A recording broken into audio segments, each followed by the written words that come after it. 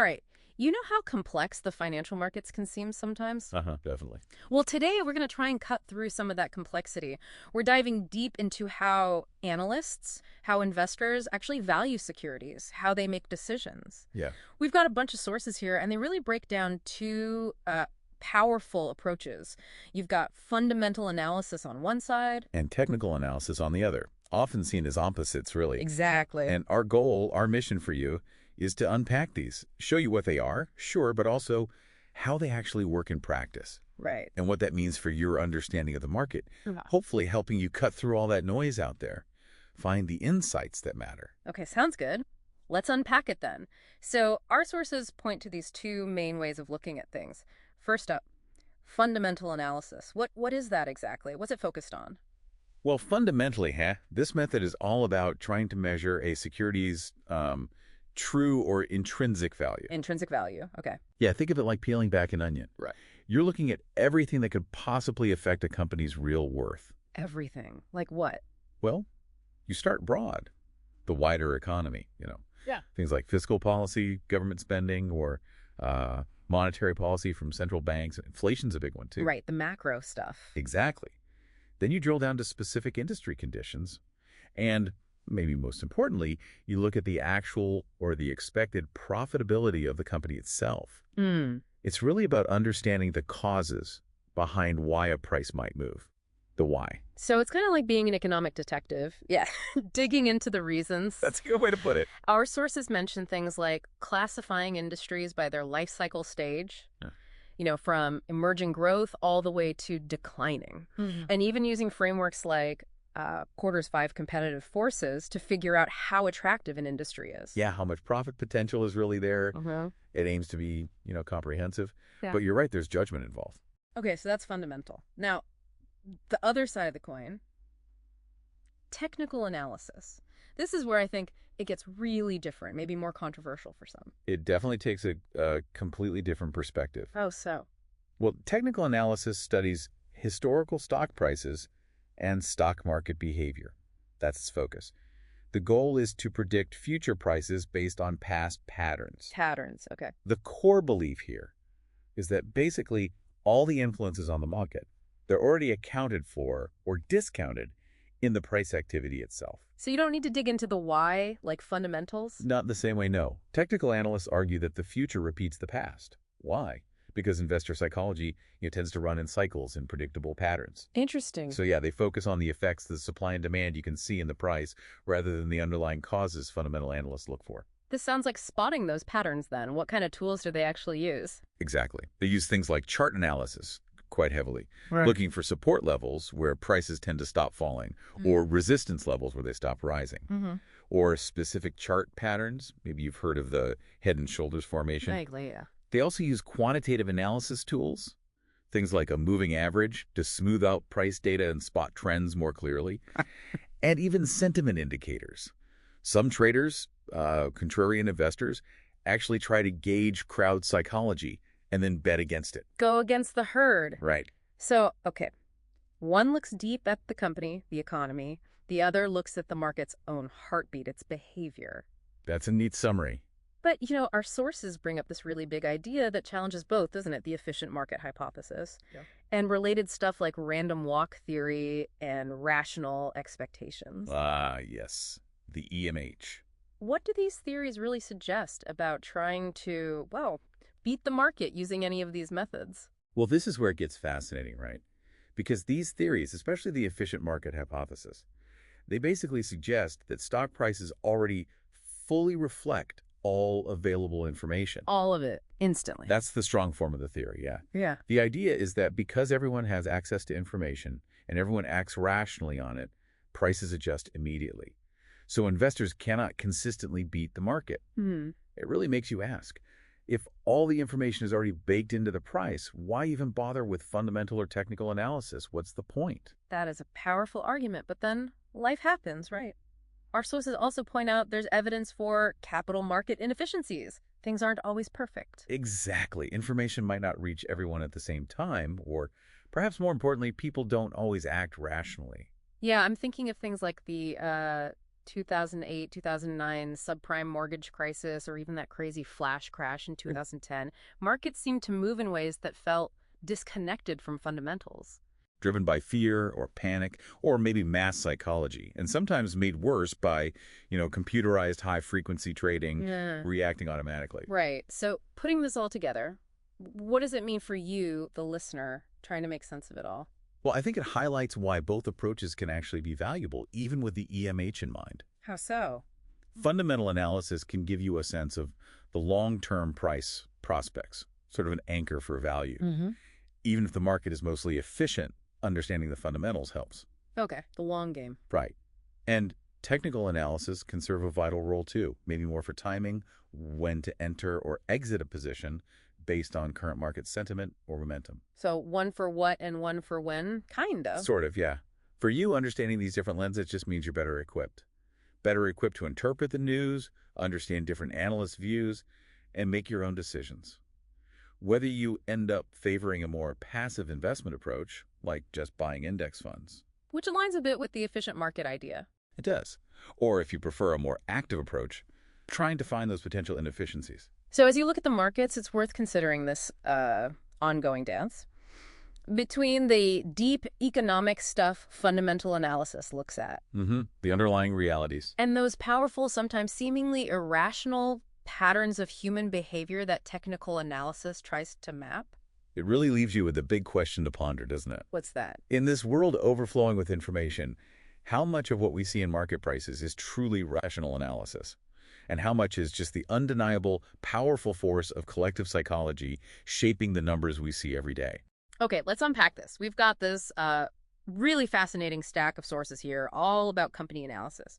And our mission today, really, is to cut through the noise and give you that shortcut to being, well, truly informed. We're diving deep right into the heart of fundamental analysis. So looking past the big picture stuff, the economy, the industry, right down to the nitty-gritty of one specific company, the goal.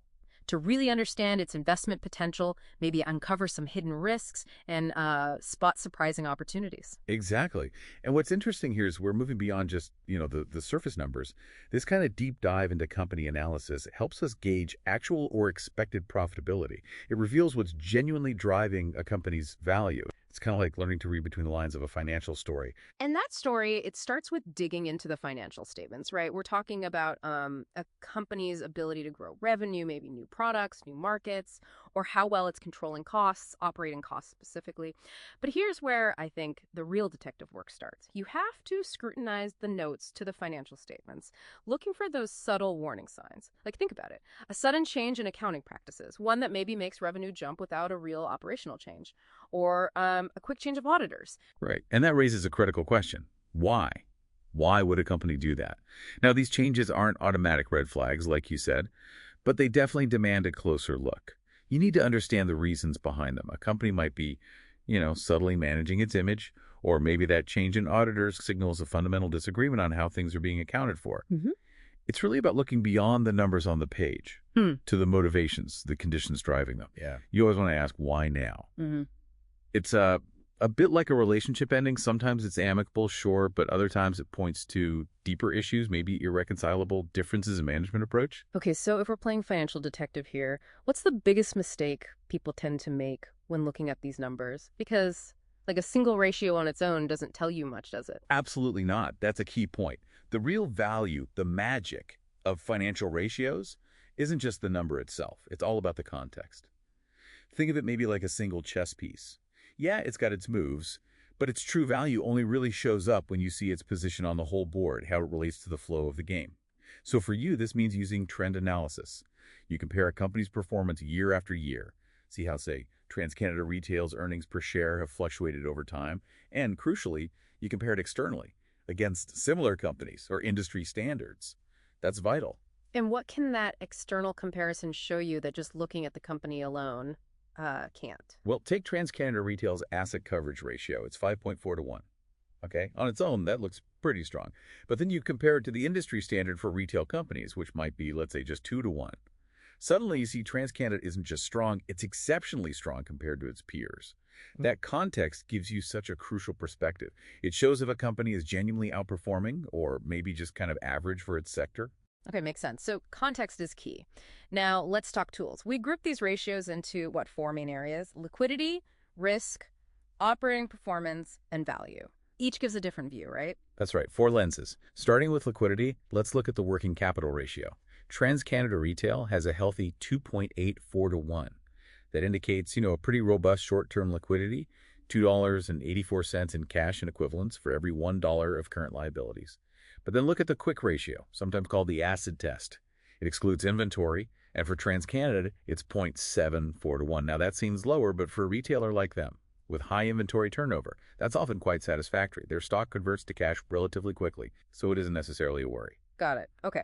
Shifting gears to risk. The interest coverage ratio for TransCanada is 8.21 to 1, so $8.21 in profit for every dollar of interest they owe. That sounds like a solid safety margin. It is, and it's particularly important for retail companies. Their profits can be more volatile, compared to maybe a regulated utility with super stable income. We also need to look closely at the debt-to-equity ratio. That shows how much the company relies on borrowed money versus the shareholders' investments. And this brings us to the idea of leverage. Having debt or preferred shares, it can really magnify earning swings, makes them rise faster in good times, sure, but also fall more quickly when things get tough. Right. And then operating performance, we've got ratios like gross profit margin, 35.50% for TransCanada, and net profit margin, 2.75%. These tell us how efficiently management is using resources, right? And turning revenue into actual profit. And the inventory turnover ratio, you mentioned that earlier, 3.13 times a year for TransCanada. That seems super important for a retailer, showing how efficiently they manage their stock. Absolutely crucial for retail. And finally, we get to value ratios, things like the price to earnings or PE ratio. For TransCanada, it's 8.41 to 1. This gives you a quick benchmark, tells you how much investors are willing to pay for each dollar of earnings, lets you compare it with others in the same industry. But, word of caution, a low PE isn't always a bargain. It can signal problems the market sees. And a high PE might mean high growth expectations, or maybe just a bit of a bubble. Earnings per share, or EPS, like TransCanada's $3.12, is also fundamental, helps you judge what an appropriate market price might be. And it's not just about the numbers, is it? There are other factors like the quality of management. That's hard to quantify, but seems essential. And the liquidity of the shares themselves. How easy is it to buy or sell without massively moving the price? Plus, this whole analysis thing, it's not a one and done deal. It needs continuous monitoring, keeping up with reports and news. Oh, and one more point, not all shares are the same. Preferred shares, for instance, you assess them differently, don't you? Focusing more on dividend coverage and the equity cushion because of their fixed dividends. They act a bit more like bonds. That's exactly right. Preferreds need a different lens, focused on stability and safety of that fixed payment. So as you can probably tell by now, really understanding a company's financial health, its true health, it's a multi-layered journey. It goes way beyond just a quick glance at a stock price. It's really about asking the right questions, knowing where to dig for answers, and applying the right tools correctly. So if the big takeaway here is the importance of context, comparing trends, comparing against peers, maybe here's a thought for you to chew on. What assumptions might you be making just in your own daily decisions that could really benefit from a similar trend in an external comparison approach? Something to think about. Welcome back to the deep dive. When we talk investments, it's crucial to remember one thing right off the bat. There's really no such thing as a perfect security. It just doesn't exist. That's absolutely right. And that's exactly why we have the whole portfolio approach. Right. It's all about, how you actually pick and manage a whole group of investments, trying to get that balance, between the risk you're taking and the potential rewards. Exactly. And here's something really interesting. By combining different assets smartly, you can often lower the overall risk of your portfolio and get this sometimes without even lowering your expected return. Okay, so diversification doing its magic there. Pretty much. It's a powerful tool. Okay, let's unpack this a bit more. There's this fundamental relationship, isn't there? Higher potential returns usually mean, taking on higher risk. It's the classic trade-off. No escaping it, really. So if you're a rational investor, you're always looking for the best return you can get for a certain level of risk you're comfortable with. Or, flip side, the least risk for the return you're aiming for. Which, brings up a really vital question for you, the listener. How do you actually define risk? Yeah, that's a good point. Is it just seeing your account value drop? Or is it maybe something a bit more subtle, like your money just not keeping up with inflation over time, losing its purchasing power? That's a risk too, right? Definitely. Hmm. Understanding your own view on that kind of shapes everything. It really does. And when we talk returns, we need to be clear. There's the nominal return, the number you see on the statement, maybe 10%. Okay. But then there's the real rate of return. That's the important one. It's the nominal return after you account for inflation. So if inflation is, say, 2%, that 10% nominal is really only about 8% in real terms, in terms of what you can actually buy. Approximately, yes. That's your actual gain in purchasing power. That's what really matters at the end of the day. Got it. So risk is always there. How do we manage it? This sounds like where diversification really comes into play. Spot on. It's probably the single most important risk management tool you have. So even though the portfolio's total risk is linked to the individual bits inside it. Right. But the amazing thing is, some types of risk can be seriously reduced, even almost eliminated, just by spreading things out. How does that work? What are the types? Well, think about it like this. There's systematic risk, sometimes called market risk. This is the big stuff, like the whole economy taking a hit or the entire stock market falling. It's stuff you can't really dodge no matter how diversified you are. Pretty much. It affects almost everything. But then there's non-systematic risk. That's specific risk. Like something happening to just one company Yeah. or one particular industry. Exactly. A bad earnings report for one stock, or maybe a new regulation hits just one sector, that kind of risk. You can dilute it, often quite significantly, by not putting all your eggs in that one specific basket. Okay, that makes sense. Spread it out. And we have ways to measure this, right? I hear about beta a lot. Yeah, beta's a common one. It tells you how much a stock or even a whole portfolio tends to move compared to the overall market, right? Mm-hmm. So a beta of 1.0 basically means it moves in lockstep with the market. And higher than 1. Means it tends to swing more, both up and down, more volatile than the market average. And less than 1 is, well, generally less volatile, more stable. Correct. So if, say, the main market index, like the S&P TSX Composite, goes up 10%, a fund with a beta of 1.3 might be expected to go up around 13%. Gives you a sense of its sensitivity. Okay, and what about correlation? That sounds important for diversification too. Oh, absolutely crucial. Correlation measures how the returns of two different investments move together, or not together. So if two things always move up and down at the exact same time, That's perfect positive correlation, like maybe two gold mining stocks. Combining them doesn't really reduce your risk much because they react similarly to the same factors. but what if they move differently? Ah, now you're talking. The less correlated they are, the less they move in sync, the better the diversification benefit. The ideal, though it's super rare in reality, is perfect negative correlation. Where one goes up exactly when the other goes down. Precisely. Imagine, say, an airline stock and maybe a long-distance bus company stock. If one benefits when the other suffers, combining them could theoretically smooth out the ride entirely. But yeah, finding that perfect negative link is tough. But just having things that don't move together perfectly helps a lot. Immensely. That's the core idea. Okay, so we have risk, return, diversification, Yeah. ways to measure it. How does this all translate into what actual portfolio managers do? Are there different styles? Definitely. You broadly see two main camps, active and passive management. Active is trying to beat the market. Essentially, yeah. Active managers believe they can pick winners or time the market shifts.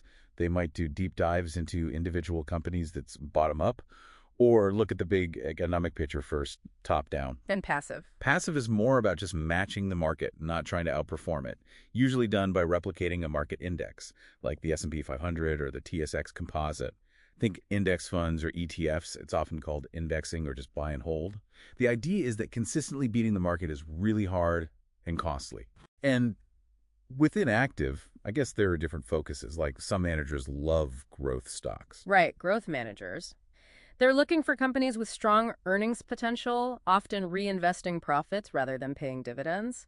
Can be more volatile, aiming for capital gains. Versus value managers. Yeah, they hunt for stocks they think are underpriced by the market.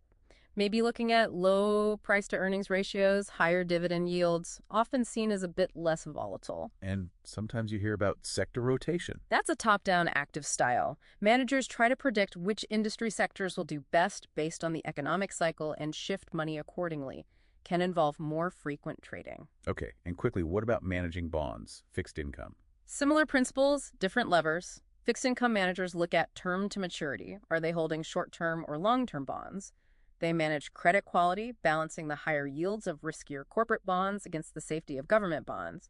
And a big one is interest rate anticipation. Trying to predict where rates are going. Exactly. If they think rates will rise, which hurts bond prices, they might shorten the portfolio's duration, make it less sensitive.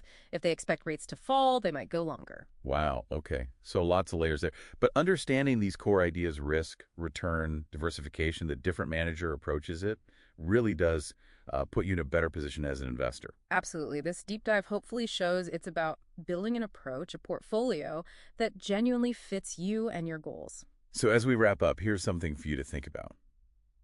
Considering everything we've touched on, defining risk, seeking real returns, the power of diversification, these active versus passive styles, what blend of these concepts feels most comfortable, most right for your own investment journey ahead? Welcome to the deep dive. We sift through the sources so you don't have to. Today, we're tackling portfolio management. And it's maybe not what you think. It's definitely not just picking some stocks and, hoping for the best. Our sources paint it as this continuous cycle, something that really needs to adapt.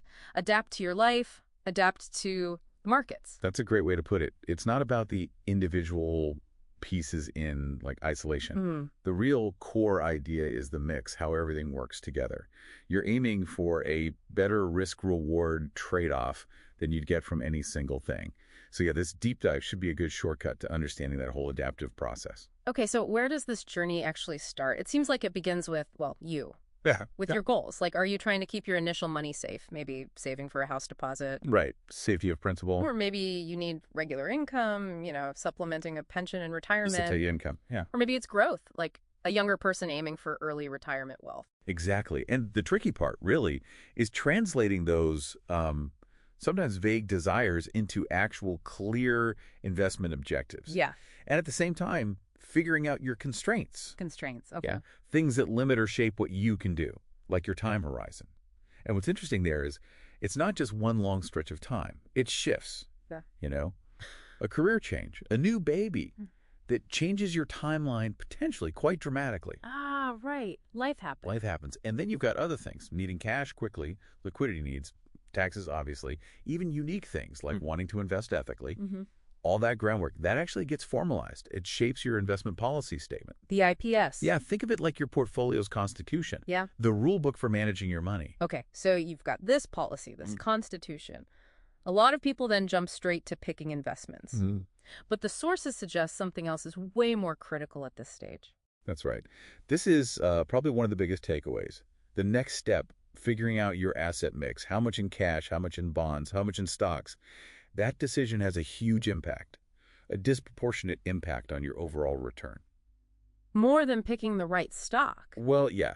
The research consistently points to this. Getting the proportions right between asset classes often explains over 90% of how much your return jumps around, much more than which specific stock you bought within that class. Wow. And this leads to something called dynamic asset allocation, which is really just a structured way of rebalancing. Rebalancing, so bringing things back in line. Exactly. Markets move, right? So maybe stocks have a great run and suddenly they're, say, 70% of your portfolio, but your target was 60%. Rebalancing means you'd sell some stocks, buy some bonds or whatever else to get back to that 60%. Seems counterintuitive to sell winners, though. It can feel like it. It might dampen returns a bit when markets are soaring. But the flip side is it forces you to buy assets when they're down, when they're potentially undervalued. So over the long run, it helps manage risk and can actually enhance performance, especially through different market cycles. So this whole thing, it really sounds like it needs constant attention. It's not just market watching, but self-watching too. Absolutely paramount. Yes. Your portfolio isn't set in stone. It's alive. You monitor the markets, the economy, sure. Right. But crucially, you have to keep tabs on your own life, your financial situation, your goals.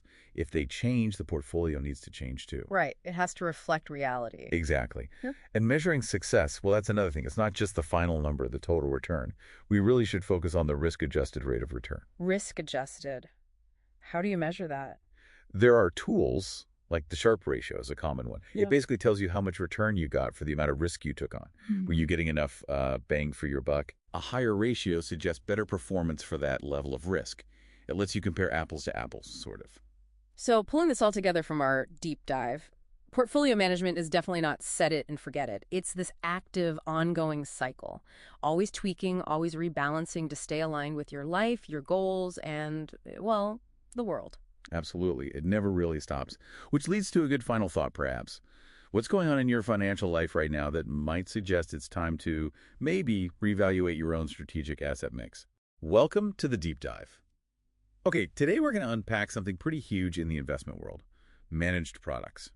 That's right. And we're zoning in on probably the most common type mutual funds. You've definitely heard of them. But what's really going on there, and maybe more importantly, how are you, the investor, actually protected? It's a good question, especially when you see the scale. Yeah, the growth in Canada is just staggering, isn't it? Yeah. I saw a number like $3.6 billion in assets back in 1980. Right. And now it's ballooned to over $2.2 trillion by early 2025. Wow. Trillion. Yeah, it's massive. And it really shows how central these funds have become for, well, for a lot of Canadians' financial planning. It's sort of democratized investing. Okay, so our mission today then. Let's give you a shortcut. Understand the structure, the main features, and crucially, those regulations that are there to look out for you. All right, let's start at square one. Mutual fund. Mhm.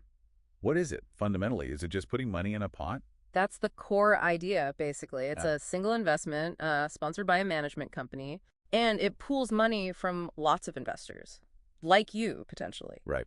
That collected capital then gets invested in, a whole mix of securities, stocks, bonds, other things. So when you put your money in, what do you actually own? You become a unit holder, or sometimes a shareholder, Mm-hmm. which means you get your proportional slice of the pie, the fund's income, any gains, but also the losses and, importantly, the expenses. And how do you find out the specifics? The goals, the risk? That's all laid out in a key document. It's called the Fund Facts document. Fun facts. Okay. Yeah, it's designed to be, pretty concise, easy to grasp, gives you the objectives, risk level, past performance, all that essential stuff before you invest. Got it. So that's the what. Now, why do millions choose them? What's the big appeal? Well, I think a major draw is the professional management. Right. You're paying someone else to worry about it. Yeah. Exactly. You get access to investment pros who are constantly watching the markets, managing the portfolio. That's a huge leg up, especially if you're investing smaller amounts or maybe don't have the time or, frankly, the expertise yourself. Makes sense. And that ties into diversification too, right? Oh, absolutely. It's a really cost-effective way to get diversified. Because one fund might hold, what? Dozens of different things. Easily. A typical large fund could hold, say, 60 to 100 different securities, sometimes more. Wow. Yeah, spread across maybe 15, 20 different industries, trying to build that yourself security by security. Forget it. It'd be incredibly difficult and costly. Precisely. Then there's liquidity. Meaning you can get your money out easily. Pretty much. You have the right to redeem your units or shares for cash at the current NAVPS, so that's the net asset value per share. Okay. And typically you get paid out within just 2 business days. That's pretty quick. It is. Plus, they're flexible to buy into. You can do a lump sum or set up regular contributions, sometimes for as little as, say, $100 a month. Okay. Professional management, diversification, liquidity. Mm-hmm. Sounds pretty good. Yeah. So what's the catch? There have to be downsides. Costs, maybe. Yeah, costs are definitely something to watch. Now, no-load funds are common, and those deferred sales charges, or DSCs, they were banned in Canada back in June 2022, which was a big step. Right. I remember that. But funds still have ongoing fees. The big one is the MER management expense ratio. That covers the management and operating costs. Exactly. And there's also the TER, the trading expense ratio, covering the fund's buying and selling costs. And watch out for early redemption fees, too. Some funds might charge you maybe up to 2% if you sell out within a short period, like 30 days. Okay, so fees are definitely a factor. What about other risks? Besides just, the investment's not doing well. Well, there's systematic risk, market risk. Meaning the whole market goes down, your fund probably goes down too. Right. Even the best manager can't control broad market downturns. It's just part of investing. Mm-hmm. And another thing, tax complications. This is mainly for non-registered accounts. So not your RSP or TFSA. Correct. In those accounts, growth is sheltered. But outside of them, The fund manager's activity buying and selling securities within the fund can actually trigger taxable capital gains for you, the unit holder. Even if I haven't sold my units. Even if you haven't personally sold anything. So it might create a tax bill you weren't expecting, and it might not align with your own timing. That's a subtle but important point.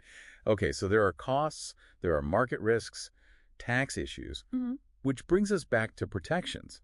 How are investors safeguarded? You mentioned regulations. Absolutely. This is where the know your rules are critical. First up is know your client, KYC. Okay. Regulators require your dealer, the firm you buy the fund through, to collect pretty detailed info about you.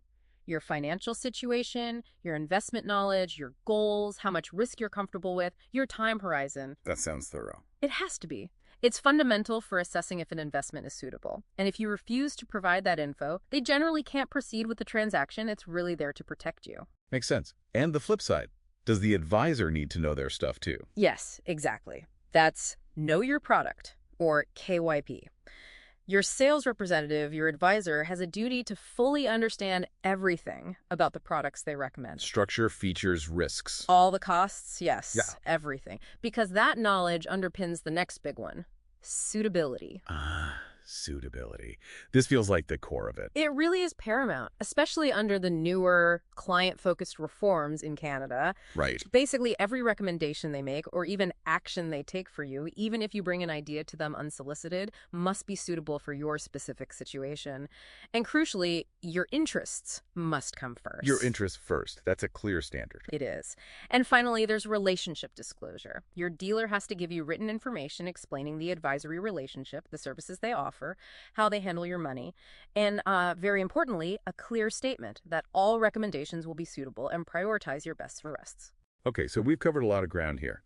From the mechanics of mutual funds, the pros and cons, to this, well, pretty robust framework of protection.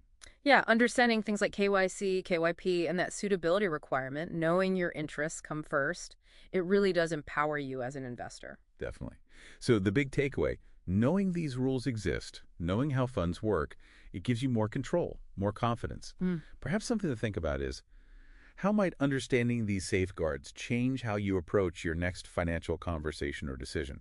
Welcome to the Deep Dive. Today, we're really getting into the weeds on mutual funds. Yeah, it's a big topic. It is. So our mission is to cut through some of that complexity in the source material, maybe uncover a few surprises, and just give you a clearer picture of the types, how they're managed, the taxes, which can be tricky, and, how to actually judge performance. Exactly. It's pretty essential stuff for anyone investing or even just trying to understand their own portfolio better. We want to arm you with, let's say, the key insights to navigate this space. Okay, so let's start with the sheer variety. People say mutual funds, but it's not one thing. The CIFSC, the Canadian Investment Fund Standards Committee, groups them. Well, all sorts of ways, right? Assets, risk. Management style, too. It really is a huge ecosystem. Right. So at one end, maybe the simplest, you got money market funds. The $10 share ones. Super safe. Well, generally low risk, yes. They aim for that stable $10 value, focusing on liquidity, safety of principal. But, and this is important, they're not guaranteed like a GIC might be. And a little tax detail that catches people, those distributions. Always taxed as interest income, even the small amounts. Good to know. Then, swinging completely the other way, you have equity funds. Yeah, these are aiming for long-term growth, investing mostly in common shares, stocks. So naturally, much higher volatility usually. And in between, or maybe a different category altogether, are target date funds. These are pretty clever. They really are. The key concept is that glide path. Explain that. So the fund has a target date, maybe your retirement year. As that date gets closer, the fund automatically gradually shifts its investments. It moves from riskier assets like stocks towards safer ones like bonds. All without you having to do anything. Exactly. It just happens inside the fund. And you also mentioned asset allocation funds. Right, briefly. Similar to balanced funds, but maybe more dynamic. Yeah, that's a good way to put it. The manager has more leeway, sort of greater freedom to shift the mix between stocks, bonds, cash, whatever, based on what they think the market's doing. Okay, so those are some types. But how are they run? This whole active versus passive thing? Right, the two main styles. Passive management, or indexing, is all about just matching a market benchmark, like the S&P TSX Composite Index here in Canada. Trying to be the market, not beat it. Precisely. And the big advantage often comes down to cost. Index funds typically have much lower management fees. And those lower fees compound over time, which can make a huge difference to your actual return. A massive difference, potentially. It's a buy and hold, low-cost approach. But then there's this closet indexing idea. What's that about? Yes. This is where you have a fund that claims to be actively managed, aiming to outperform. You're paying higher active management fees. Exactly. But when you look under the hood, the manager is sticking really close to the index weightings anyway. They're not taking significant bets away from the benchmark. So pay for active, getting passive-like results. It can be frustrating for investors, for sure. Which brings us to another area that can trip people up. Oh, yeah. This is often a surprise. You don't even have to sell your units to owe tax, right? Correct. That's the first key thing. Funds buy and sell securities inside the portfolio throughout the year. If they realize gains or earn interest or dividends, They have to distribute that income out to the unit holders. Right. usually annually. And you get a T3 slip, sometimes a T5, showing taxable interest, dividends, and capital gains, even if you just reinvested it all automatically. And the kicker. Capital losses within the fund generally can't be distributed out to you to offset your own gains. Nope, they stay within the fund. So that's the first tax hit, annual distributions. The second is when you actually sell or redeem your units. That's a disposition, triggering a capital gain or loss for you personally. Correct. And 50% of your net capital gains get added to your income for the year. But here's the trap. The adjusted cost base. Exactly. Remember those distributions you received? Maybe reinvested, you already paid tax on that income. So you must add the amount of those reinvested distributions to your original purchase cost. That's your adjusted cost base, or ACB. Why? Because if you don't track it and just use your initial purchase price when you calculate your capital gain upon selling, you'll end up paying tax again on those reinvested amounts. Double taxation on the same money. Ouch. So keep good records. Absolutely crucial. Now, related to getting money out, what about systematic withdrawal plans for income? Right, useful for retirement income. Fixed dollar, fixed period. Yeah, Different options to get regular cash flow without selling everything at once. they offer convenience. But there's a significant risk, often called sequence of returns risk. Meaning, If the market drops after you start taking withdrawals, you're forced to sell more units at lower prices to get the same fixed dollar amount. which depletes your capital much faster. Potentially much faster. You could run out of money sooner than expected, especially if a bad market happens early in your withdrawal period. Okay, so lots to consider. How do we measure how well a fund is actually doing then? Performance measurement. It's key, right? You want to know if the manager is earning their fee? The standard disclaimer always applies, though. Past performance is not indicative of future results. We hear it all the time. And it's true. But looking at history can show trends, consistency, how a fund behaved in different markets. You usually compare it two ways. Against its benchmark index. Like the S&P TSX for a Canadian equity fund. See if it beat, matched, or lagged the market it invests in. And against its peers. Yeah, against a peer group of other funds with similar objectives. How did it stack up against the competition? But comparisons aren't always perfect. You mentioned survivorship bias. Right. Poorly performing funds often get merged away or closed down. So when you look at the average return for a category, it only includes the funds that survived. The average looks better than reality because the losers disappeared. Skews the results upwards. And risk matters too, right? Comparing a conservative fund to an aggressive one isn't fair. Exactly. That's where metrics beyond just return come in, like VD or volatility. How much did the fund's value swing up and down? More swing means more risk, generally. And beta is another useful one. It measures how sensitive the fund is to overall market movements. So a beta 1 means it moves pretty much in line with the market. Yep. A beta above 1, say 1.2, suggests it's historically been 20% more volatile than the market, amplifying both up and down moves. Below 1 means less volatile. It helps you gauge the type of ride you might be in for. Okay, wow. We've covered a lot. The different types like money market, equity, target date, active versus passive management, and that closet indexing issue. Then the really important tax stuff distributions, needing to track your ACB, withdrawal plan risks.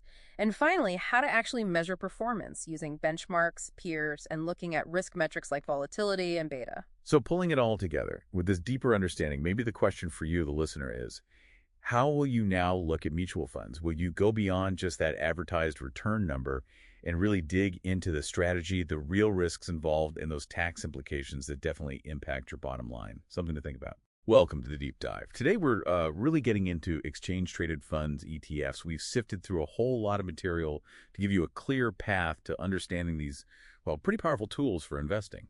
Our goal here is to unpack what ETFs actually are, show you how their kind of unique structure works, and point out the benefits, but also, importantly, what you really need to watch out for as an investor. Yeah, ETFs are quite interesting because they sort of blend key features from mutual funds and stocks. They give you that diversified exposure like a mutual fund, and most track an index passively, though you are seeing more active ones now.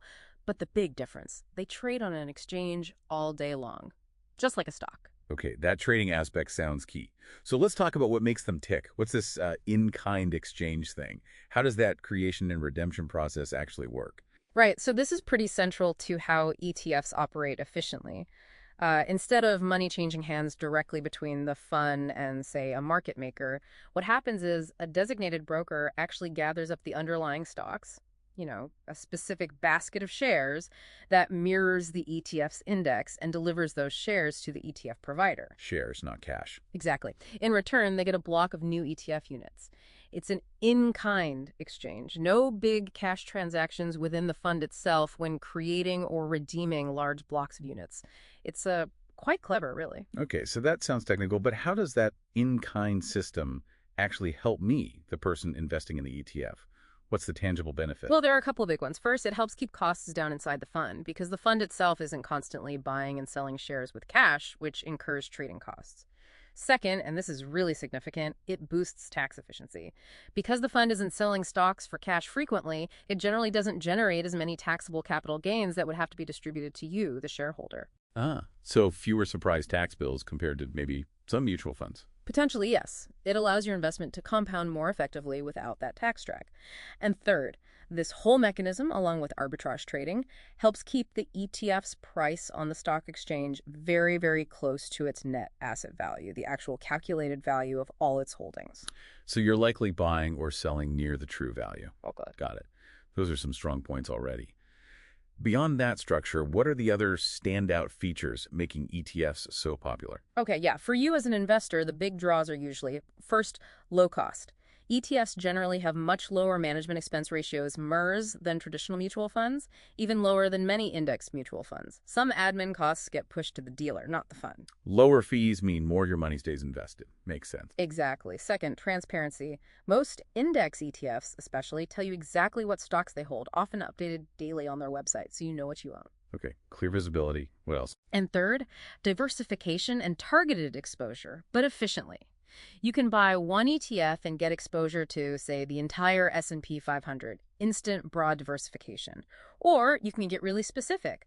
Want exposure just to biotechnology or maybe emerging markets? There's likely an ETF for that. It gives you precise control affordably. That flexibility does sound appealing.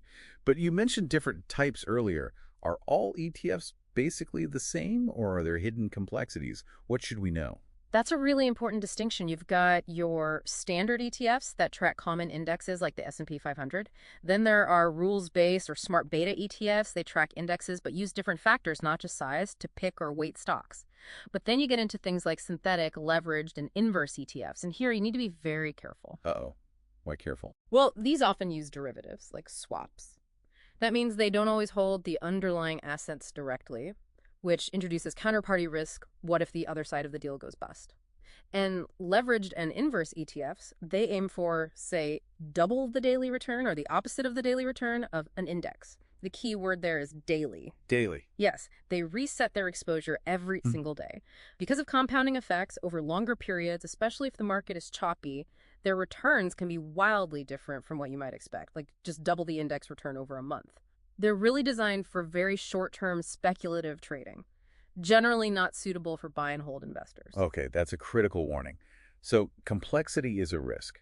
What other specific risks should listeners be aware of when considering any ETF? Good question. A few key ones. Tracking error. This is simply the difference between how the ETF performs and how its underlying index performs. It's never perfectly zero because of fees, the way the fund might sample the index instead of holding everything, trading costs within the fund, stuff like that. So it might lag its benchmark slightly. It could, or sometimes even slightly outperform, but there will be a difference. Then there's concentration risk. If you buy a very specialized ETF, maybe focused on a tiny niche sector, it might hold only a few stocks. If one of those tanks, it can really hurt the ETF's value. Less diversified than you might think. Right, so check how many holdings and how concentrated they are. Definitely. Also, composition risk. Two ETFs might track the same market, say U.S. large caps, but if one weights by market cap and the other weights holdings equally, they'll hold different proportions and perform differently.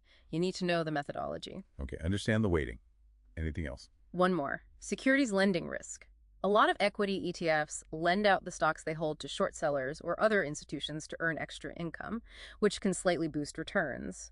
But there's a small risk involved. The borrower might default, or the collateral they post might not be sufficient if the borrower fails.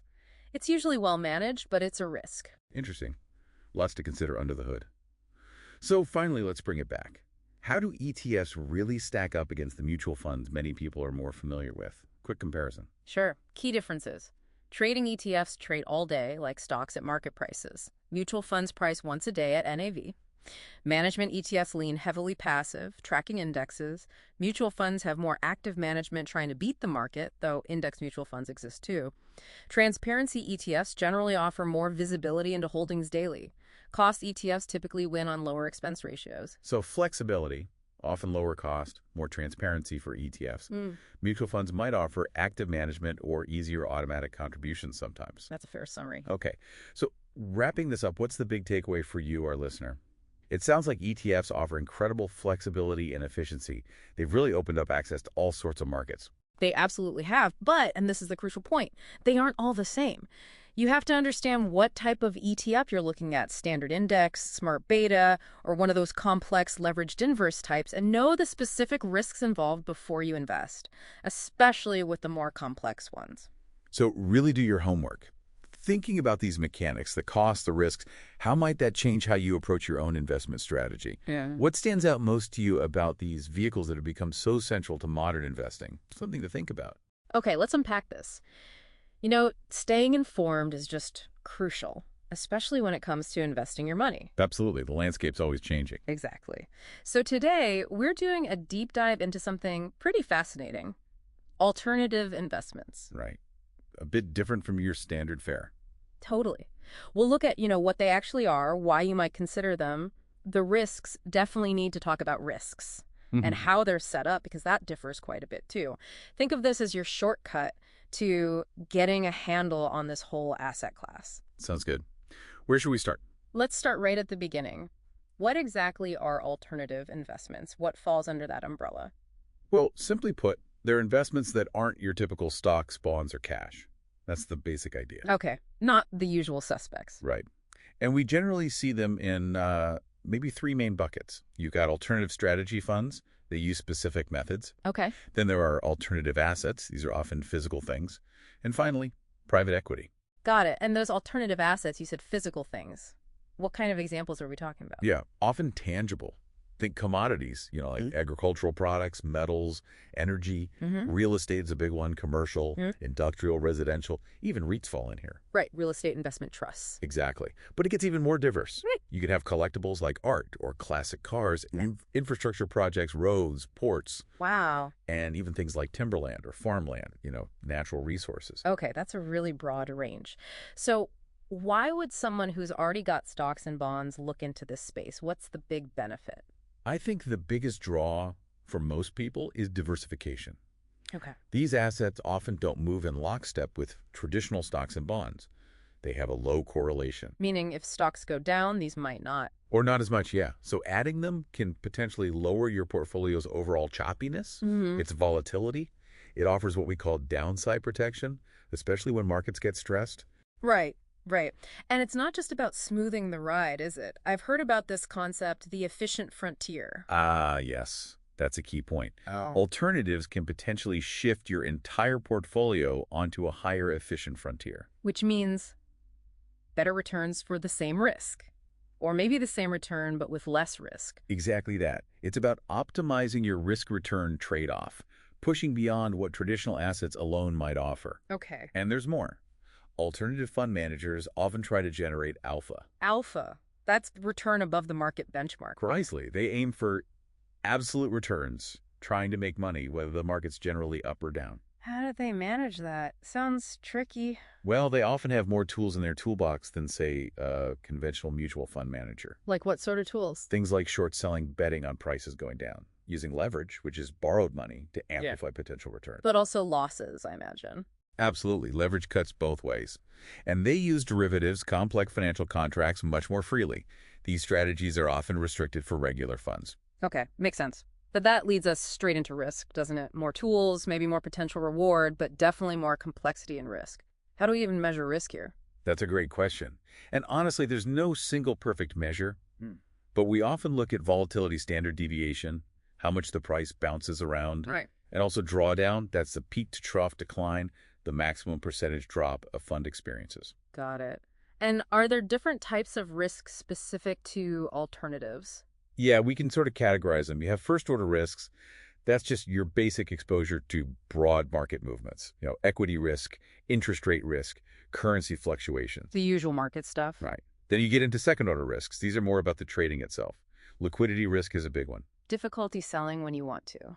Exactly. Can you get your money out quickly without tanking the price? Yeah. Then there's leverage risk, which we mentioned. Default risk if counterparties fail. Concentration risk, putting too many eggs in one basket, basically. Okay, so trading and strategy risks. Anything else? There's also operational risk. This relates to the fund as a business. Think about potential system failures, bad procedures, or maybe relying too heavily on just one or two key managers if something goes wrong inside the fund. That could impact returns, regardless of the market. Right. Okay, let's switch gears slightly to the structures. How are these investments actually packaged? Hedge funds seem like the classic example. They are. Historically, hedge funds were really only accessible to very wealthy individuals and institutions. Why was that? Mainly because they face lighter regulation, which gives them huge flexibility in their strategies. But it also means less investor protection, traditionally. And their fees are different too, right? High watermarks. Yeah, they often use incentive fees. A high watermark means the manager only gets paid a performance fee on new profits above the previous peak. So they don't get paid twice for recovering old losses. Correct. And sometimes there's a hurdle rate. The fund has to earn a certain minimum return before that performance fee kicks in. Interesting. And liquidity. Generally much less liquid than mutual funds. You might only be able to get your money out monthly or quarterly, and there are often lockup periods where your capital is tied up for, say, a year or more. Okay, so pretty restrictive. But things have changed, haven't they? We now have liquid alts. Yes, exactly. Alternative mutual funds or liquid alts. These became available to retail investors here in Canada back in October 2018. So they bridge the gap. They try to. They offer access to some of those alternative strategies, but within a familiar mutual fund structure. That means daily liquidity, you can buy and sell daily, plus more transparency and regulatory oversight. More protection for the average investor. Right. Now, they do have more flexibility than conventional mutual funds. For instance, they can short sell up to 50% of their net asset value, their NAV, and use leverage up to 300% of NAV, which is significant. But they're still more constrained than a typical hedge fund. And their performance fees are usually lower too, maybe around 8% versus 10-20% for hedge funds. Got it. And what about funds of hedge funds? Are they another option? They are. A fund of hedge funds, or FOHF, is basically a portfolio of other hedge funds. Ah, diversification within the alternative space itself. Exactly. The advantages are you get professional managers doing the due diligence on the underlying funds, potentially reduced volatility because you're spread across different managers and strategies, and maybe access to funds you couldn't invest in directly. Makes sense. What's the downside? Well, the main one is layered fees. You're paying fees to the FOHS manager and the underlying hedge fund managers. So costs can be higher. And, of course, there's still no guarantee of positive returns. Right. And quickly, ETFs. Do they play here too? Yeah, definitely. They're now exchange-traded funds that incorporate certain alternative strategies. And the benefit there is you can trade them throughout the day on an exchange, just like a stock. Okay, lots of different ways to access these strategies then. So if we try and pull this all together, what's the main takeaway when choosing between these? Look, it really boils down to a trade-off, doesn't it? Yeah. Hedge funds might offer higher potential returns, but often that comes with higher risk, less transparency, and definitely less liquidity. Right. Liquid alts, on the other hand, they tend to offer maybe slightly lower returns, but generally at lower risk, and you get that daily access and stronger regulatory protection. So more accessible, perhaps safer, but maybe less upside potential. Generally speaking, yes. Although it's interesting, during really tough market periods, those times of distress, the actual return differences between hedge funds and liquid alts sometimes narrow quite a bit. That is interesting. So the extra risk in hedge funds doesn't always pay off when you need it most. It's not guaranteed, no. Which really brings us to the key question for you, the listener. Yeah. Knowing all these differences, these nuances in risk, return potential, liquidity, fees, how do you figure out what actually makes sense for your specific investment goals and, just as importantly, your comfort level with risk?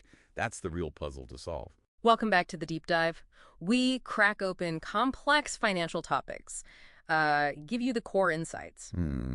Today, we are really getting into your sources on alternative investments. Right. We're talking about how these, unique strategies work, how to measure them, and crucially, if they actually fit your goals. Yeah, think of it as a shortcut. Exactly. A shortcut into a pretty fascinating corner of investing. Absolutely. We'll pull back the curtain a bit on how managers try to profit. And the risks, right? The specific risks involved. Oh, yeah, definitely the risks. And, the key questions you really need to ask before jumping in, Yeah, I did. it's about getting past the jargon, really understanding the mechanics. Okay, so let's unpack that. The big question is, how do these strategies actually generate returns? Well, it seems to boil down to three main kinds of approaches based on the sources. Which are? Relative value, event-driven, and directional. Right. And the key difference is how much they kind of ride the market waves. Exactly. That's a great way to put it. Their exposure to market movements. So relative value first. Yeah. Like equity market neutral. Yeah, those try to exploit really small pricing differences, things that maybe shouldn't be there. With low market exposure, ideally. Right. They try to neutralize the market effect. One source had that example, two bank stocks. Ah, yes, I saw that. Going long one, short the other. And it generated, what was it? A 19.08% annualized return in that specific case. Pretty impressive. So it's purely about the relative difference, not whether banks overall are going up or down. Precisely. Okay, that makes sense. But then you have these big corporate events like mergers. Right. Acquisitions, spin-offs. That must create opportunities too. That's event-driven. That's the one. Merger arbitrage is a classic example. You're betting on a specific event happening. Like a deal closing. The source example showed a stock trading 4% below the offer price. Yeah, and if the deal closes, that could potentially lead to over an 8% annualized return. But the risk is the deal doesn't close. That's the main one, yes. Right. Deal risk. It's tied to a specific catalyst, not the S&P 500. Okay, got it. So relative value avoids the market. Event-driven focuses on specific events. What about directional? They lean into market moves. They do, but with a twist. Think long-short equity. So picking winners and losers. Exactly. Trying to capture alpha on both sides. Going long stocks they think will outperform. And shorting the ones they expect to underperform. Right. Whether the market's generally rising or falling. The material showed one example hitting 23.75% annualized. Wow. Okay, so these are definitely not your standard buy and hold strategies. Far from it. So for you listening, how do you actually access these? Often through alternative mutual funds, right? But there's a catch. A big one. Liquidity. Meaning how easily you can buy or sell. Precisely. Yeah. Regulations and the need for daily access mean only the most liquid strategies work in these mutual fund formats, like managed futures, equity market neutral. They trade things like futures or liquid stocks. But not things like private equity or, say, direct real estate. Generally, no. Those are too illiquid. You can't easily sell a piece of a private company or a building tomorrow if needed. Makes sense. Okay, moving beyond strategy types. How do we measure performance? You mentioned standard deviation isn't always the best tool here. That's spot on, because the returns often aren't, normally distributed. They don't always follow that neat bell curve. So averages can be misleading. Very. You need to look at things like does it skew towards big wins or big losses? And kurtosis are their fat tails, meaning more extreme outcomes than you'd expect. Fat tails, like unexpected crashes or spikes. Exactly. And even more practically, you want to look at drawdowns. The peak to trough drops in value. Yes. And critically, the time to recovery. How long did it take to get back to the previous high point after a fall? That tells you a lot about resilience. It tells you about the real-world pain and recovery, which standard deviation often masks. So if standard deviation isn't the whole picture, what's the biggest surprise for investors evaluating these, and what due diligence questions are essential? I think the surprise is often how reliant you are on the manager's specific skill, their edge. It's less about the asset class sometimes. And the questions. Oh, you need to dig deep. The manager's background, their actual process, their risk controls, how do they manage downside? You mentioned risk frameworks and leverage. Crucial. Do they have clear rules to cut losses? Yeah. How much borrowed money, leverage are they using? Because leverage cuts both ways, amplifies gains and losses. So it's like inspecting a house before you buy. Exactly that. You wouldn't skip the inspection. You need to understand the plumbing and the foundation of the strategy. Right. So wrapping this up, what does this all mean for you? Are these strategies for everyone? Definitely not. Suitability is key. Who are they generally best suited for? Usually investors who understand diversification well get the concept of leverage. And maybe aren't just chasing the highest possible number. Right. Maybe focused on absolute returns, positive returns, regardless of market direction or specific risk reduction. And they probably need a medium-term horizon. Typically, yes. And if using liquid alts, they value that short to medium-term liquidity. It's about smart portfolio construction, not just a gamble. So ultimately, understanding these alternatives lets you be more active, more informed in aligning your money with your goals. It prompts that question. Are you thinking deeply enough about where your money is working? And have you explored all the potential tools? Welcome to the deep dive. Today, we're looking beyond the usual suspects like mutual funds and ETFs. Right. We're on a mission, really, to uncover some unique investment vehicles, tools designed for very specific needs. Exactly. And while, they share common ground with mutual funds, pooled money, professional managers, each one we'll discuss has its own distinct features. Tailored solutions. Tailored solutions, precisely, built for particular situations. Okay, so let's kick things off with segregated funds. Now, these look a bit like mutual funds, right? Pooled investments. On the surface, yes. But the twist is they're actually considered insurance products. Let's unpack that. What does that mean for an investor? Well, it unlocks some really interesting features because they're insurance contracts. First up, you've got maturity guarantees. Okay. This means there's a promise you'll get back at least a portion, say 75%, often even up to 100% of what you put in over a 10-year term, or if the annuitant passes away. Annuitant being the person whose life the contract is based on. Correct. And that leads to death benefits. Your beneficiaries are guaranteed to receive at least a certain amount, and often that payout is tax-free. Now, I've heard they offer something especially useful for maybe business owners or entrepreneurs. Yes. Creditor protection. This is a big one. How does that work? Because the assets are technically owned by the insurance company, not you directly. They can be shielded from creditors if you face personal bankruptcy. Of course, there are caveats. You need to have bought the policy in good faith, not to deliberately avoid creditors. But for someone facing potential liability, like an entrepreneur. Yeah, that could be a really strategic move. Peace of mind. Definitely. It lowers that personal asset risk. And I think there's an estate planning angle, too. Absolutely. Probate bypass? Meaning Meaning the money goes straight to your named beneficiaries. It skips the whole probate court process, which can be slow, public, and, frankly, expensive. Okay, and regulation-wise, these aren't like mutual funds. No, that's key. They fall under provincial insurance regulators, not securities commissions. And there's Assurance Protection Limited, mind you, if the insurance company itself fails, up to $60K or 85% of guarantees. Got it. What about taxes? Any unique aspects there? Yeah, they're generally taxed like trusts. But interestingly, capital losses can actually flow through to you, the contract holder. Oh, unlike mutual funds where they usually stay within the fund. Exactly. That's a notable difference. Okay, so seg funds offer a sort of safety net with investment potential. Let's pivot now to something, well, maybe higher on the risk scale. Labor-sponsored venture capital corporations, LSVCCs. What's the story here? Right. These are funds often backed by labor unions funneling money into small, medium, and startup businesses. Okay, venture capital, essentially. What's the main attraction? It's almost entirely about the tax credits. They can be quite significant. How significant? You're looking at a 15% federal credit, plus potentially a provincial one some provinces offer up to, say, 17.5%. Wow. So quick math, a $5,000 investment could mean $1,500 back in your pocket via tax credits, depending on your province. Pretty substantial upfront benefit. That sounds amazing. So what's the catch? There's always a catch. Yes, there usually is. And here, it's risk. Big time. High risk. Very high risk. These are speculative investments. You're backing startups, emerging companies. Many just don't make it past the first few years. Statistically, failure rates are high. Okay, so not for the faint of heart. Or your emergency fund. Definitely not. Plus, there's a holding period. You typically need to keep the shares for 8 years. 8 years? Why? To avoid having to pay back those tax credits you received. So it's also quite illiquid. Right. High risk, illiquid, but potentially high reward through those credits. Right. Got it. Okay, one more category. Closed-end funds.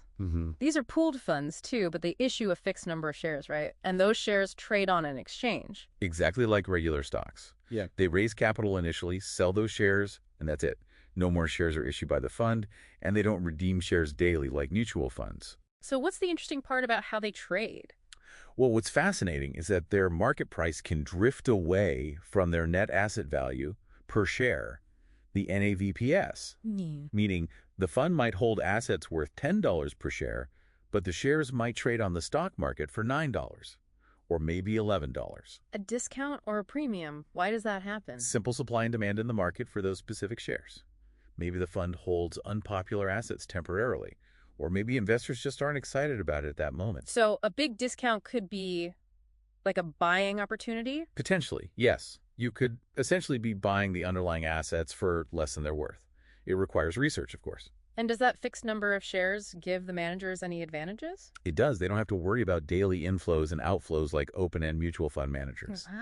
No forced selling to meet redemptions. Precisely.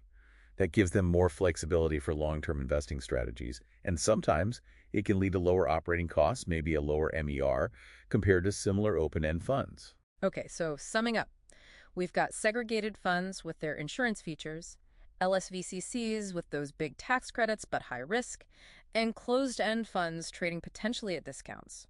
Quite a diverse bunch. It really shows how the investment world offers tools beyond the mainstream, each designed to solve a specific problem or meet a particular need, whether it's protection, tax efficiency, or accessing unique market dynamics. So understanding these other products really expands your toolkit. It absolutely does. Yeah. If you connect this to the bigger picture, knowing about these structures helps you tailor your approach.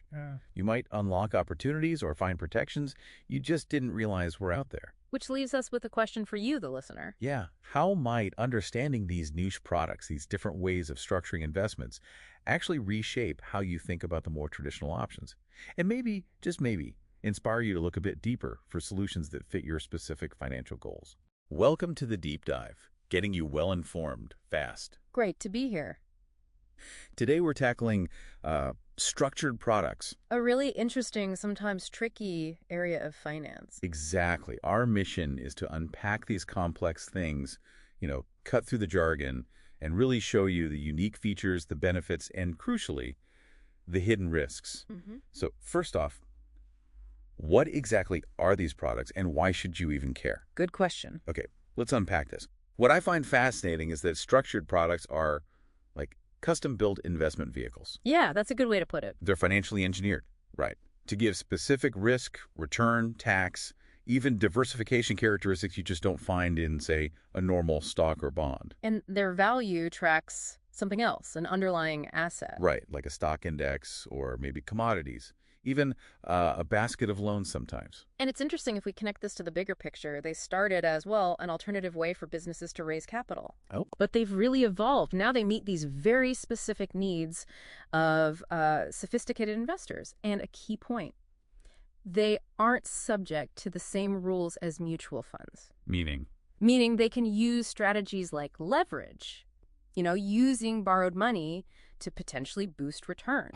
Leverage. So boosting returns, but also boosting losses, potentially. That's the risk. Absolutely. You mentioned custom build and leverage. That sounds like, well, a double-edged sword. What are the biggest upsides and, what should listeners really be worried about? Well, the advantages can be attractive. You often get professional management, economies of scale, maybe built-in diversification. Okay. And they can offer potentially higher yields, sometimes even with capital protection features built in. But yeah, here's where it gets really interesting. Which just usually means here come the catches, right? Sometimes. Complexity is a big one. Honestly, many investors find it really hard to figure out the risks, especially when derivatives are involved. Right, those can be opaque. And what about getting your money out? Illiquidity. That can be a real problem. Often there's a very thin secondary market, or maybe none at all. So you're stuck. Potentially until maturity, yeah. Plus, don't forget the costs. These things often come with significant built-in fees, selling commissions, management fees. You're starting behind, in a way. You need decent performance just to break even after costs. Exactly. You have to overcome that hurdle. Okay, with that big picture, let's zoom in a bit. How does this actually play out in products you might see? What does this mean for your portfolio? Let's do it. First up, something folks might have heard of. Principal Protected Notes. PPNs. Right. These are issued by banks. Mm. The deal is your principal. Mm.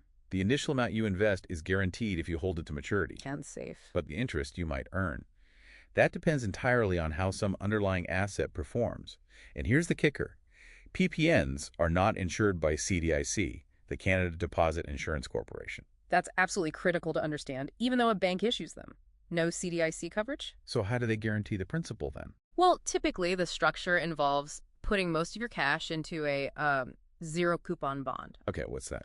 It's a bond you buy at a discount. It pays no regular interest, but it matures at its full face value. That covers your principal return. Got it. And the rest? The rest, the smaller portion, buys an option linked to that underlying asset. That's where your potential interest or upside comes from. But there can be limits. Definitely. They might have a participation rate, meaning you only get, say, 70% of the asset's gain, or a performance cap. Like a ceiling. Can you give a quick example? Sure. Say the underlying index goes up 33%, but your PPN has a performance cap of 30%. You only get 30%, even though the market did better. Exactly. And if the underlying asset performs poorly, you could get zero interest. Just your principal back after years. Ouch. Plus other risks. Liquidity risk selling early often means big fees. And credit risk, the guarantee is only as good as the bank that issued it.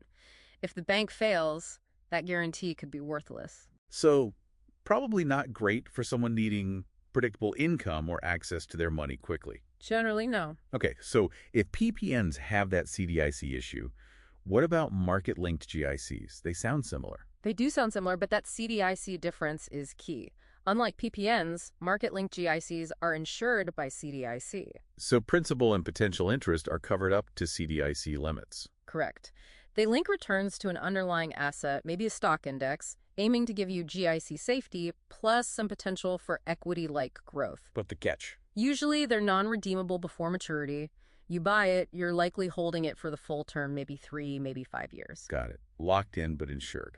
Okay, next. Split shares. These sound different. They are quite different. Imagine you take a portfolio of common shares, often dividend-paying blue chips. Okay. You split the investment attributes.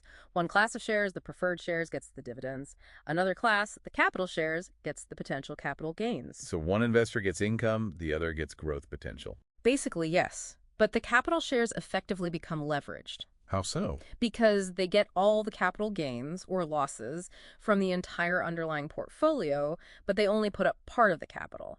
This leverage means capital shares can be extremely volatile. High risk, high potential reward. Very high risk. If the underlying portfolio value drops enough, the capital shares can be wiped out completely. Lose everything. Wow. And the preferreds, are they safe? Safer than the capitals, but not risk-free. They face risks like the issuer redeeming them early or reinvestment risk if rates fall when they mature. Okay, complex stuff. Finally, let's touch on asset-backed securities, ABS. This includes things like asset-backed commercial paper, ABCP, and mortgage-backed securities, MBS. Sounds like jargon city. It can be. It all starts with securitization. Which is? It's the process of pooling together a whole bunch of individual assets, could be mortgages, car loans, credit card payments, whatever generates income. Okay, bundling them up. Exactly. Bundling them and then transforming those combined income streams into new securities that investors can buy. How does that work practically? It's usually a 3-step thing. First, the originators say a bank pools the assets. Second, they sell these pooled assets to something called a special purpose vehicle, or SPV. Like a separate company just for this? Precisely. Its only job is to hold these assets. Third, the SPV issues the asset-backed securities, backed by the income from those assets, to investors. And I've heard about tranches. Right. Often, these ABS issues are sliced into layers, or tranches. Think of it like a cake. Each slice has a different level of risk and potential reward. Some are safer, lower yield. Some are riskier, higher potential yield. Makes sense. And mortgage-backed securities, MBS, are a big example, right? Yeah. Especially here in Canada. Yes. MBS are bonds backed specifically by pools of mortgages. And in Canada, many are guaranteed by the CMHC, the Canada Mortgage and Housing Corporation. Which makes them. Generally very secure, government-backed. But still risks. Even with secure MBS, there's something called prepayment risk. What's that? If homeowners pay off their mortgages early, maybe they move or refinance because rates drop the income stream backing your MBS ends sooner than expected, it shortens the life of your investment. Ah, okay. And what about ABCP, that asset-backed commercial paper? I seem to recall some trouble there. You do. ABCP is a short-term type of ABS, and the 2007 Canadian ABCP crisis taught a very harsh lesson. Which was? It really comes down to transparency, or the lack thereof. For advisors, for clients, not knowing exactly what was in those underlying pools of assets, that was a huge red flag. It's a hallmark of potentially ill-designed vehicles.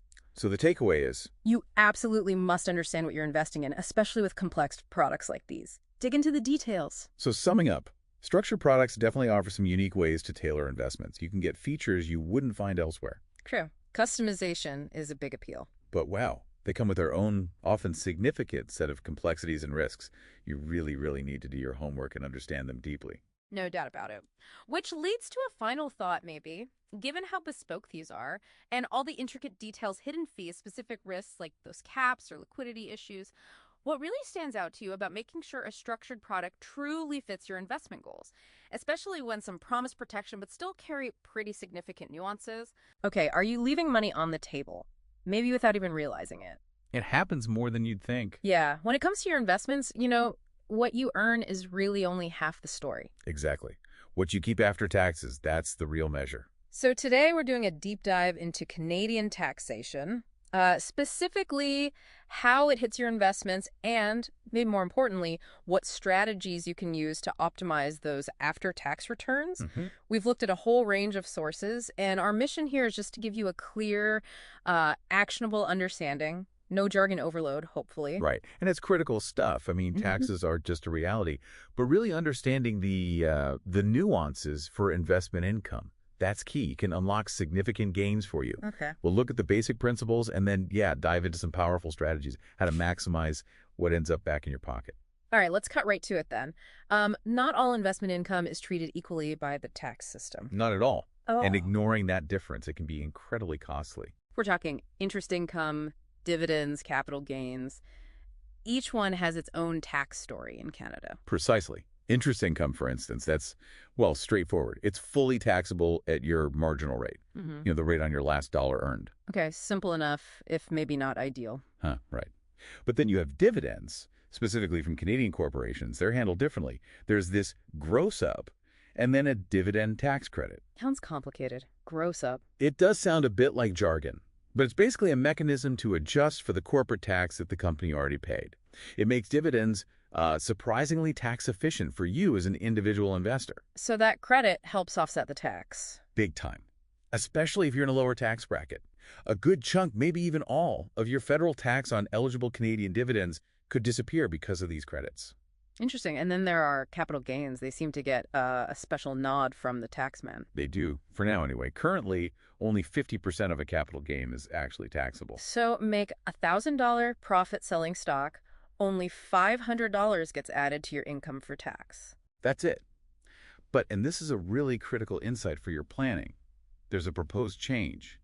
Okay. What's that? For 2026, potentially, the taxable portion for gains over $250,000 in a year could jump to 66.667%. 2/3. Wow, that's a big difference. It is. Now, it's still awaiting parliamentary approval, so it's not law yet, but it could definitely shift how you think about selling assets that have gone up a lot. So the key takeaway is how your income is classified really, really changes your after-tax return. Fundamentally, it's not just what you earn, it's what you keep. Okay, so given these different tax treatments, what can you actually do to minimize your tax bill? Where do we start? Well, one place is deductions.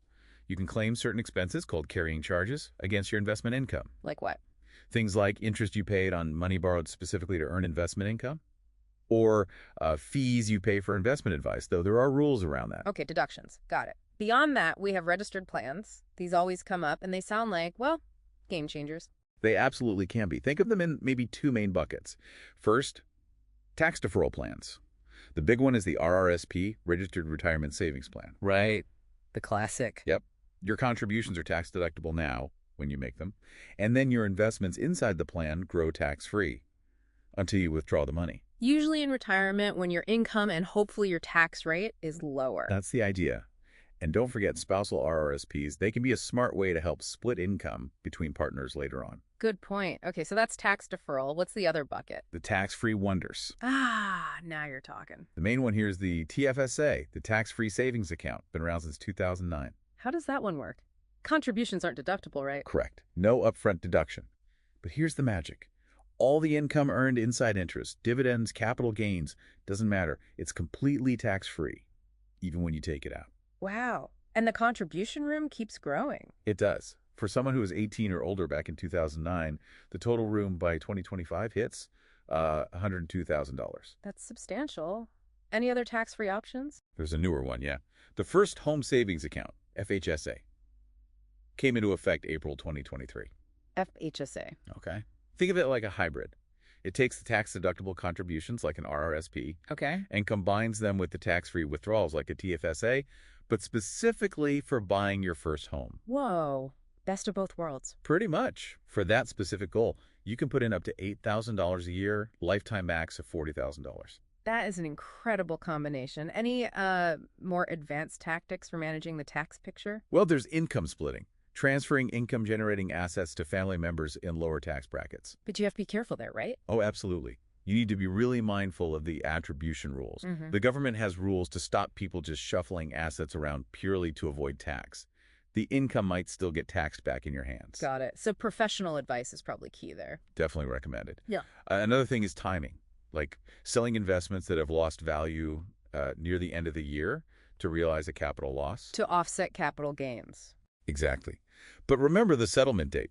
A trade you make on, say, December 30th might not actually settle until January. So the loss would apply to the next tax year, not the current one. Precisely. Timing is everything.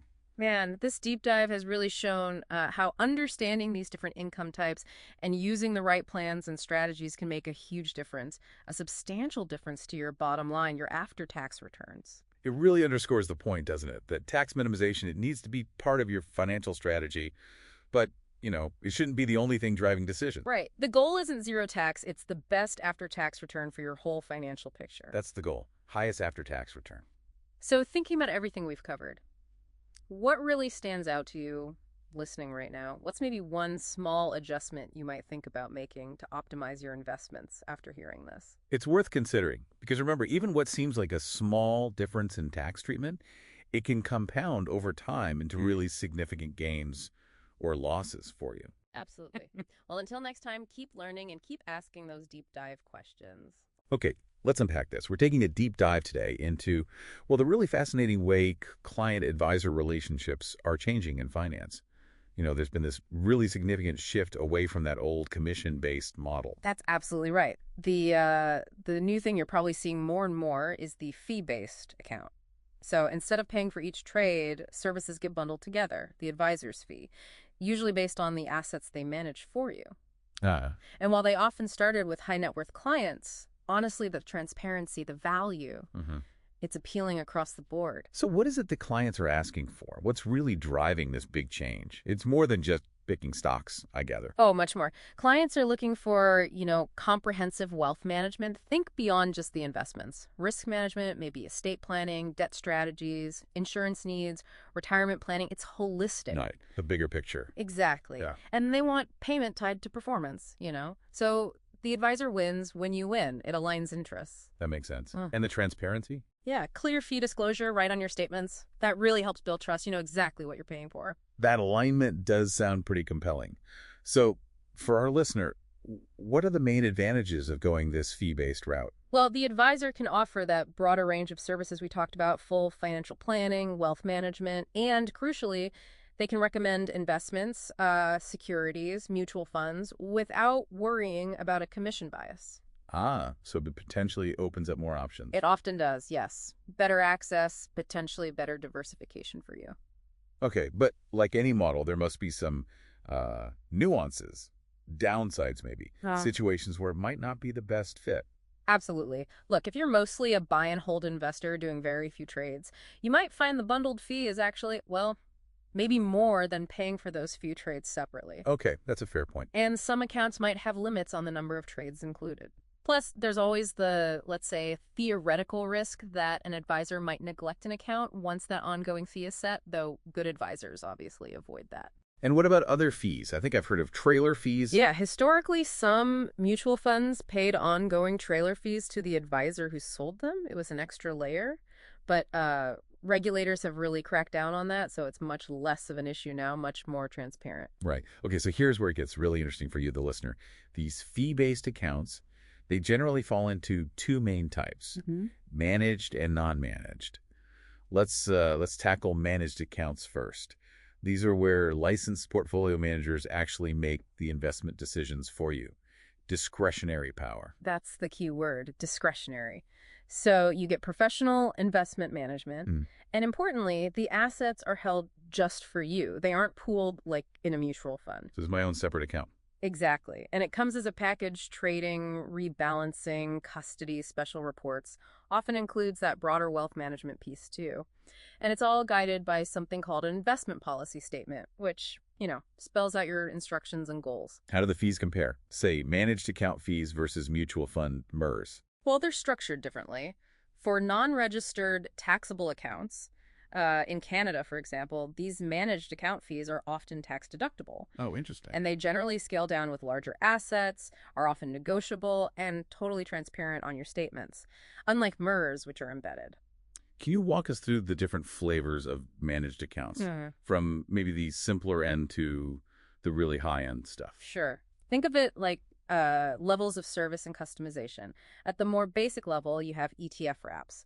These use baskets of low-cost ETFs, often one manager handling the asset allocation, maybe geographic focus, sector focus.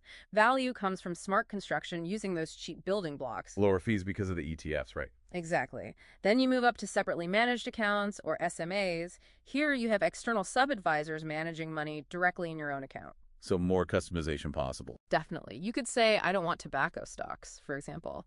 And it can be very tax efficient since you own the stocks directly. No forced selling like in a fund. Then, even more sophisticated are unified managed accounts, UMAs. Think of an overlay manager coordinating multiple specialist managers, each handling a sleeve of your portfolio. Okay, so one main point person overseeing specialists. Right. They do the due diligence, set the overall mix, make sure the specialists work together. It frees up your main advisor for high-level planning. And at the very top, the private family office. This is for, ultra high net worth clients, think $50 million plus. It's a whole team handling everything: financial investments, trusts, philanthropy, tax, legal, even paying bills sometimes, all in one place. Client doesn't have to worry about coordinating anything. Oh, that's comprehensive. Now, with that kind of discretionary control, regulation must be pretty tight, right? Oh, absolutely. You need formal written agreements. Dealers need regulatory approval, like from CIRO here in Canada. Supervisors do quarterly reviews. Clear rules for ending the relationship, too. It's tightly controlled. Okay, that makes sense. Now let's pivot to the other category, non-managed fee-based accounts. How do these work? Right, so here, the advisor provides advice, but you typically make the final call on trades. Generally, you see full-service brokerage models or self-directed ones. The full-service kind usually bundles financial planning advice with either a fixed number or unlimited trades. Fees are often in the 1.0% to 2.5% range, depending on assets, expected trading, types of investments, other services. In the self-directed space, that feels like it's evolving quickly. It is. You have the traditional online brokers, but also a newer model building on that: robo-advisory services. Ah, yes, the robos. Tell us about those. They're essentially an evolution of those ETF wraps we mentioned earlier, but the advisor role is mostly online, automated, highly technology-driven, one advisor or algorithm serving many clients. What's the appeal there, and what are the trade-offs? The big appeal is cost. Lower fees because of that one-to-many tech model and those low-cost ETFs. Great for people comfortable doing things online, and they usually have much lower minimums to get started. But the downsides? Well, it might not appeal to high net worth clients wanting that personal touch. The tech for complex financial planning is still pretty early stage, limited local service. And frankly, they're quite new, haven't really been battle tested through a major sustained market downturn yet. So, wrapping this all up, Yeah. what's the bottom line for you, our listener? We've covered this wide spectrum of fee-based models that have really changed the game. Yeah, I think the big takeaway connecting it all is that the right fee-based account can offer huge benefits. You get tailored services, transparency, that crucial alignment of interests. But, and this is key, you really need to understand the specifics. What's included, what's not? How does the fee actually work for your situation? We've definitely covered a lot of ground. Hopefully this deep dive gives you, the learner, a bit of a shortcut to navigating this complex world. Really think about what you need. How much professional oversight? How much customization?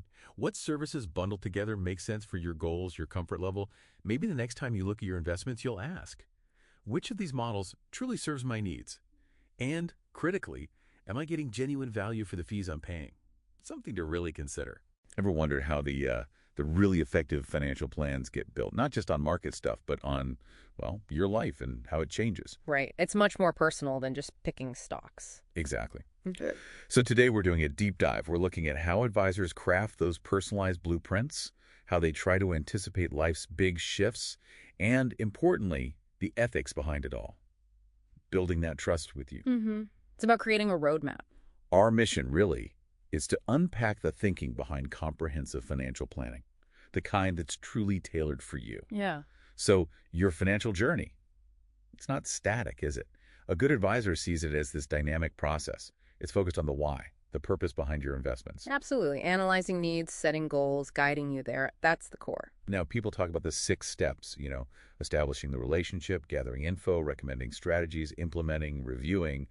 Sounds neat. It does sound neat. But I wondered, that information gathering part, step 2, right? Is there a common, hang up there? Seems simple, but maybe not. Oh, definitely. It's rarely just ticking boxes.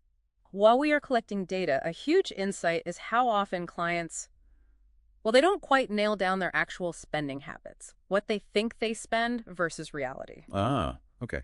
So that can throw things off right from the start. Big time. It leads to misalignment. That's why the whole know your client rule is so critical. It's way beyond just the numbers on a page. Right. It digs into your unique financial situation, sure, but also personal factors, even psychological makeup. It ties directly into the advisor's duty of care to you. Okay, well, let's pause on that. Duty of care. How is that fundamentally different from just giving, say, suitable advice? Because that sounds like a key distinction for the listener. It's a huge difference. Suitability basically means a recommendation is, appropriate for your general circumstances. So, Duty of care, often tied to a fiduciary standard, means the advisor must act solely in your best interest. Period. Your needs above anyone else's, including their own or their firm's. it's a much higher bar. Much higher. So imagine recommending a fund just because it pays a higher commission, even if it's technically suitable for you, if there's a better, lower-cost option that truly serves your interests more effectively. Recommending the high commission one violates that duty of care. That makes perfect sense. Yeah. Got it. Okay, so moving on. Here's where I think it gets really interesting. Life stages and money. The life cycle idea. Yeah, the life cycle hypothesis. Yeah. It's this great framework, right? Recognizing how your investment needs, your risk tolerance, it all shifts as you age. Definitely. It provides a logical structure. So you might have a young investor, early earning phase, say Henry, 28. The hypothesis suggests prioritizing growth, maybe 80% equities. Typically, yes. Longer time horizon can weather more volatility. But here's the question. What about the human element? The behavioral stuff that can mess with that logical plan. Yes. That's where theory meets reality. Henry should be aggressive, rationally. But maybe loss aversion kicks in. The market dips, he panics, sells low, throws the whole long-term plan out. Right. Emotion overrides logic. Exactly. Or take retirees like Imelda and Vince, focus shifts, right? Maintaining their lifestyle, maybe leaving something behind. So a conservative mix, maybe only 10% equity. Makes sense. Preserve capital. But they might get caught up in FOMO fear of missing out if the market rallies. Or they're anchored to a risky stock that did well years ago, even though it doesn't fit their current need for safety. So the advisor's job isn't just applying the theory. Not at all. It's anticipating those very human biases and building strategies to, manage them. Guardrails almost. Fascinating. Okay, beyond earning and investing, Legacy. Estate planning. We know a will is important, names beneficiaries, an executor to handle things. Some crucial piece. But what's a common mistake people make here? Even smart people. Something that causes real problems down the line. A really common one is overlooking assets that pass outside the will. Think life insurance policies, retirement accounts like RRSPs or 401k. They often have beneficiary designations. And those override the will. Often, yes. So your will might say one thing, but if the beneficiary form on your RSP says something else, that form usually wins. Can lead to unintended consequences, big time. Wow, okay. Good to know. Anything else? Another huge one? Not having or not updating powers of attorney, one for property, one for personal care. Right, so someone can make decisions if you can't. Exactly. If you become incapacitated, honestly, this can be a more immediate issue than the will for many families. Without those POAs, your loved ones might face court delays just to pay your bills or make healthcare choices. It's messy. That sounds incredibly stressful. Okay, so tying this all together, the foundation is trust, isn't it? The whole industry rests on your trust and confidence. Absolutely. Without trust, the system breaks down. And you mentioned ethical behavior is more than just following rules. It's about judgment, moral values, making sure the advisor really acts in your best interest. That's the heart of it. You mentioned integrity earlier as a core value. And it gets tested in subtle ways sometimes. Maybe pressure to meet sales goals or finding a recommendation that's okay for the client but slightly better for the firm, a gray area. Or even just avoiding a difficult conversation with a client about, say, unrealistic expectations. Real integrity means doing the right thing for the client always, even when it's tough or less profitable. Even when nobody's looking. Precisely. And that sits alongside duty of care, professionalism, compliance, confidentiality. These pillars create that trustworthy relationship. So let's wrap this up. What does this all mean for you, the listener? A solid financial plan isn't just a static report.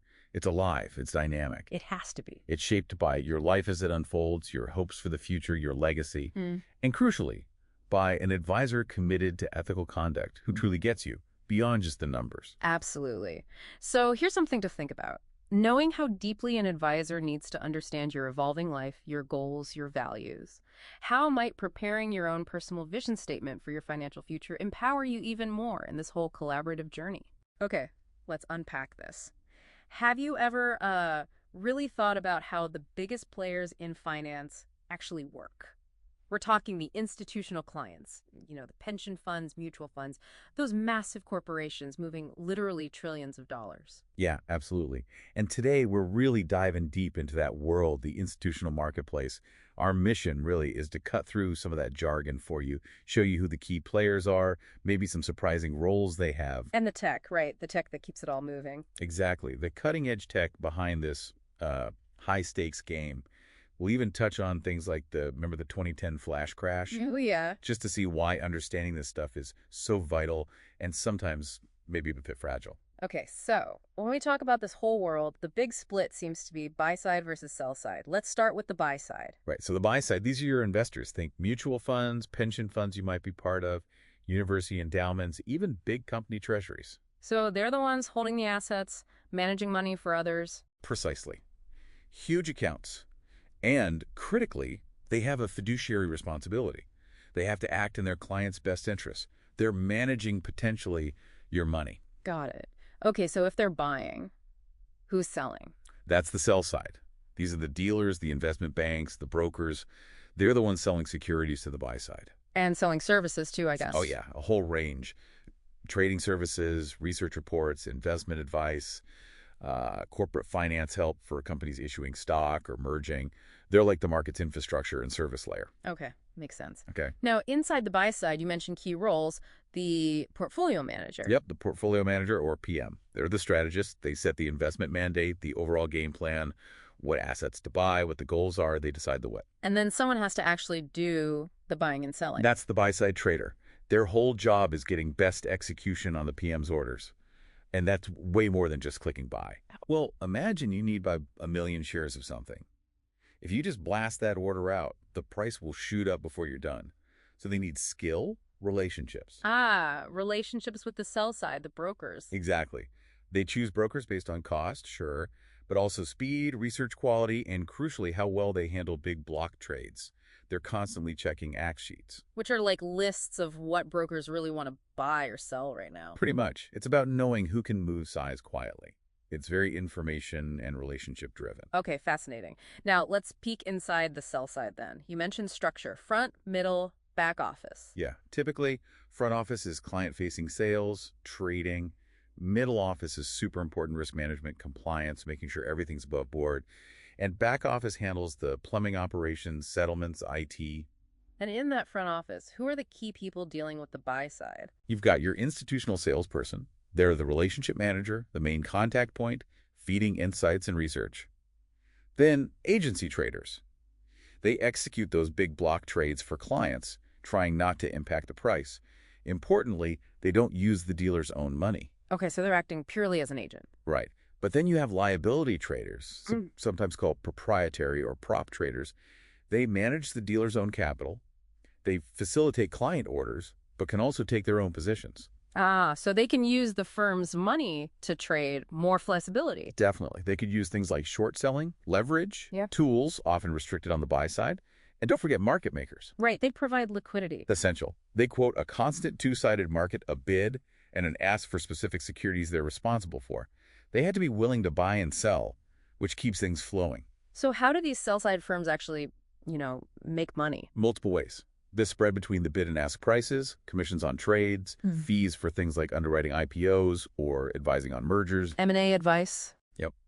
And interest income from things like prime brokerage, which is like a whole bundle of services mainly for hedge funds. Sounds complex. And increasingly high-tech, you mentioned, like direct electronic access. VEA, yeah, that was a big shift. Yeah. It lets buy-side firms basically plug directly into the exchange using the dealer's pipes. Super fast, cheaper. But risky. You mentioned the flashcards. Exactly.